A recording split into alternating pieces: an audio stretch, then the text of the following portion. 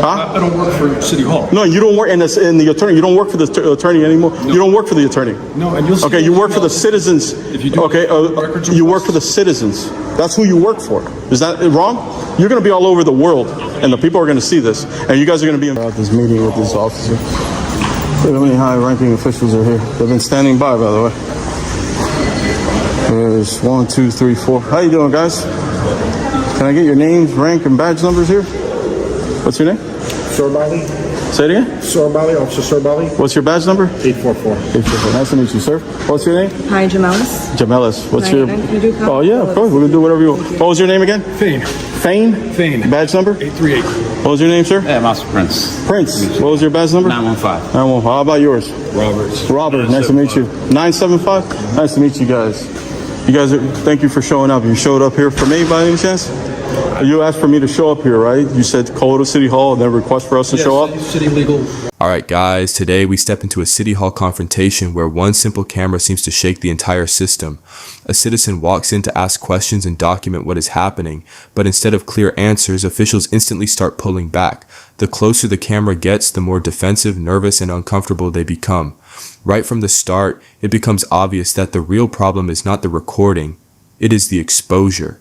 Wanted to have their communication just with you, not with us. Right, no, but remember I said to you that I need to make a complaint with Internal Affairs, and I need to make that complaint with you as well with regarding officers and a bunch of different things. You said, well, you need to request that at City Hall because that's what City Legal advised you of. So I said, okay, so I need to go to City Hall and then request for you? You said yes. So I'm assuming that's why you guys showed up, right? No. Did you guys show up? Did somebody call for service or something? Not somebody from the city. Somebody else said there was a situation getting loud in here. So we showed up. And was that somebody part of the city? I need that like CAD report. We didn't speak with them. Okay. Do you have that CAD number so I can request it?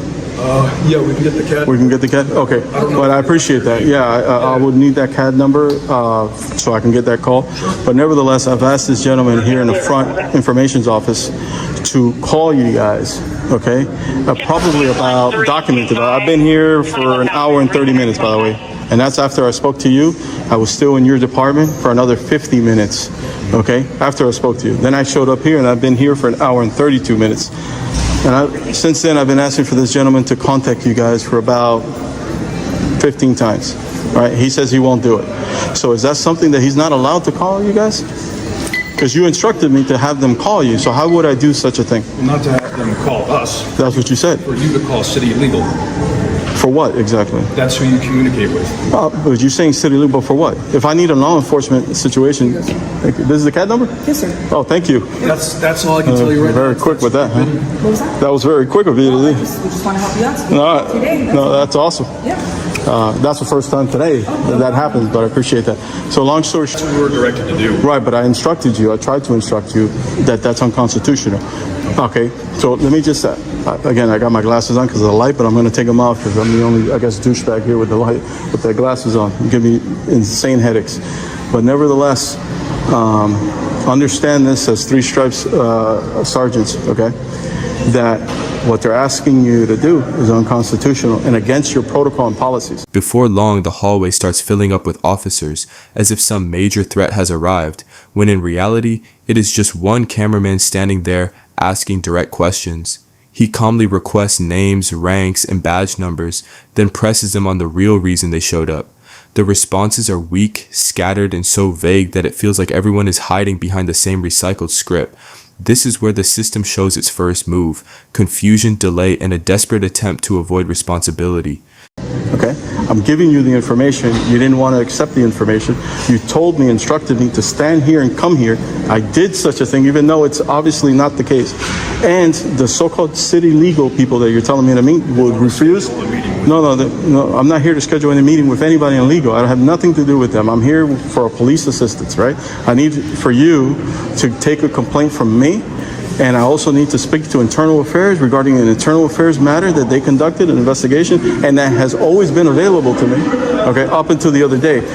That cannot be denied, that cannot be restricted, that is public information, and Relay your request. No. I'm giving it to you. Okay, you're going to lose your job. I told you this.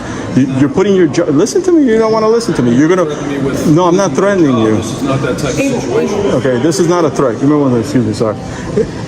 Let me finish the sentence so it doesn't. I don't lose my train of thought. This. Don't use the word threat. This is not a threat. I'm just giving you helpful information. Okay, it's as simple as that.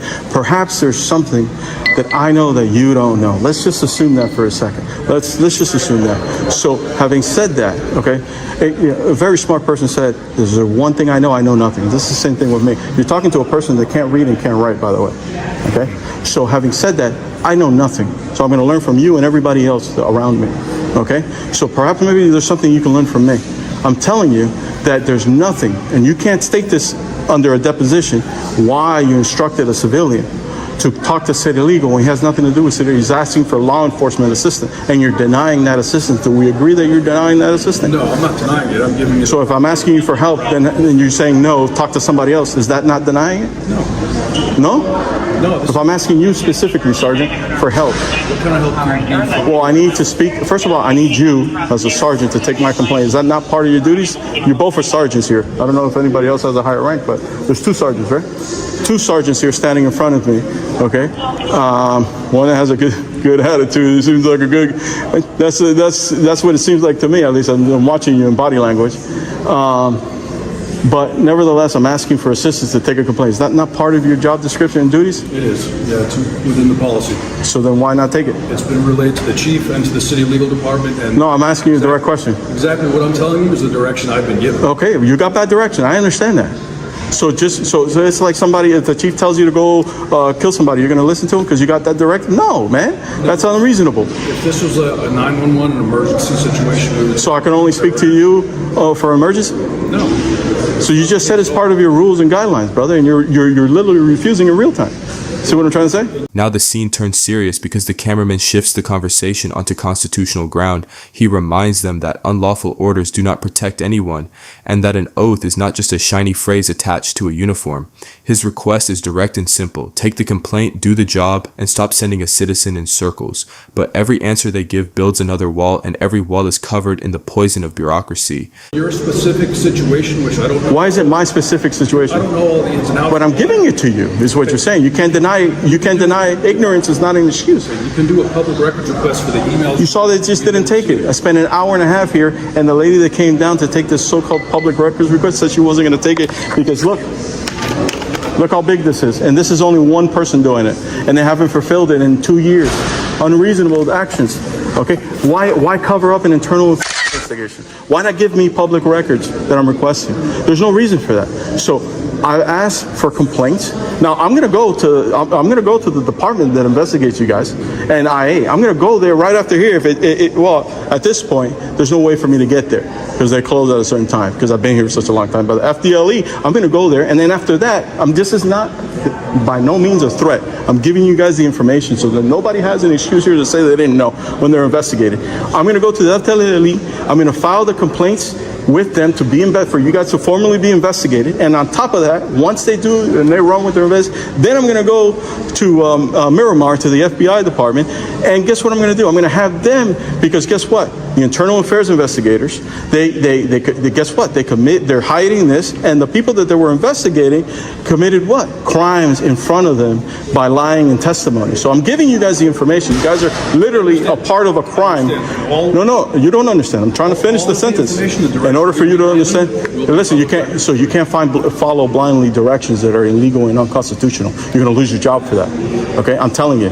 Refusing service. Oh, yes, it is an unlawful order. It's unconstitutional. You swore an oath to uphold the Constitution of the United States. So just like I asked the police chief, he literally came over here. He's the only guy I consider a hero. He runs into fires, okay, and protects and defends people. I asked him, so if I call you for services, I'm going to be suing supposedly the city. Are you not going to come and save my family from a fire? He said, "You crazy, I'm going to show up." Then the emotion hits harder because the cameraman ties this moment to a deeper history of retaliation, arrest, harassment, and even the impact on his own family. Suddenly, the confrontation feels heavier, more personal, and far more disturbing than a routine disagreement inside a public building.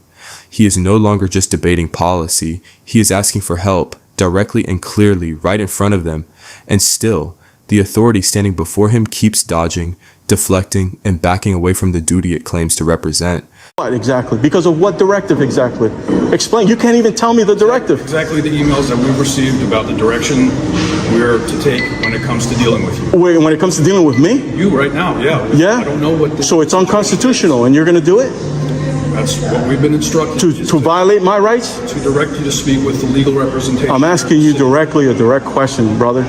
The same people, you guys are the same people. I say you guys respectfully, okay? You guys are the same people that arrested me for misuse of 911, okay? And attacked me and retaliated against me and my family and shined a tactical flashlight into my newborn son's face, possibly blinding my son, okay? And then threw me in a box and locked me up. You guys, okay? It was a Sergeant Staley that did that. I didn't ask for that, okay? You understand? You guys are the same guys, the same 911 dispatchers that are hanging up on me today and not providing services to me. You standing in front of me as a sergeant, he hasn't spoken, but you standing in front of me as a sergeant are telling me that you're denying me because you received an unconstitutional directive not to do so. You're not asking. I am asking you for help. Yes, I am. I'm asking you to, I'm submitting a complaint. There's two sergeants in front of me. These guys have nothing to do with it. There's two sergeants in front of me. I'm submitting a complaint to both of you, okay? To different officers. No, hold on. You asked me. You said I wasn't asking for services. Now you can try to call IA. No, I'm not trying to call anybody. I've tried that already. City legal. I've already established that. There's nothing more I can offer. No, see what I'm saying? I'm telling you. You're telling me you think it's against the law. No, I'm telling you it's against, no, against the law. The Constitution. No, the law, listen, the law and the Constitution, I'm not finished, okay? No, okay. No, you can shake my hand, but I don't want to approach you because I don't want you to, I'm not finished. I'm not going to get out of hand. What's up, brother? What's up? Are you going to leave? You're going to listen to him? Yeah, I'm going to speak to you. Brother, you're going to lose your job. You haven't said one word. we're not going to get anywhere here, so it's back to Again, I'm asking for help. And I'm going to ask these officers You need that are, medical attention, sir? do I look like I need I'm medical asking attention? you, so you need help. You just gotta One, confirm. is that the only help? No, but. What was your name again? Officer Jamelis. I just want to make sure. Okay, Jamelis. How about you? You want to you want to talk to me? No, we're done. We're done. How about you, gentlemen? I'm sorry, sir. We're done. You don't want to speak to me? No, sir. How about you, brother? You're unwilling to speak to me? Why is that? We're done. Why are we done? You're the sergeant. Now he's not the. Explain that to you. But you explain it to me. Watch commander's already explained it to you. But he's over you. You're over him. just speak of city Okay, legal. no. City legal is going Okay, to provide okay, everything hold on you're one second. currently asking for. What you just said right there, right? Speak to city. How do I do that? You go to right where you just were for however long it was, 2 hours, and you ask to make an appointment. Okay, you want to come with me real quick? See if we can do that. You can do that directly. But you're saying it could be done. That's the direction we've been. No, you're saying it could be done. I've been here for an hour and a half and it hasn't been done. So how do you do that? I don't know. So you don't know. So ignorance is somehow okay to you? No.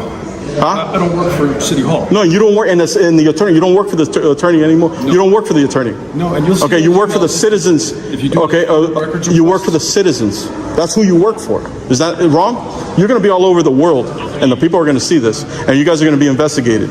Okay, you sat here for how long, and now you're walking away when you finally address me. All this money sitting here. You stood here for how long?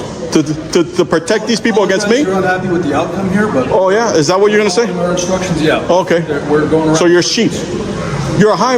You got 3 stripes that you're going to lose because you're following unconstitutional. That you swore. You swore an oath to protect and defend the Constitution of the United States of America. Every officer here. Have a good day, sir. Well, how is this not unconstitutional? Explain yourself. You can't, right? Huh? Look, they came out here to protect these people from me, apparently, with a camera. Go ahead, after you. Hour and 42 minutes. Now we're going to go back to the precinct so that they could deny it as well. And this lady says if I need medical attention, that's the only thing the officers provide, medical attention. They're medical officers now. In the final stretch, the officers shut the conversation down, turn away, and repeat the same tired line. Make an appointment, go back upstairs, come back later. That is when the cameraman delivers the hardest truth of the entire encounter. They do not work for attorneys or protected insiders, they work for the citizens. That line lands like a punch because the silence that follows says more than any excuse they gave before it. And in the end, what remains is a camera, a broken system, and another brutal example of public service refusing to serve the public.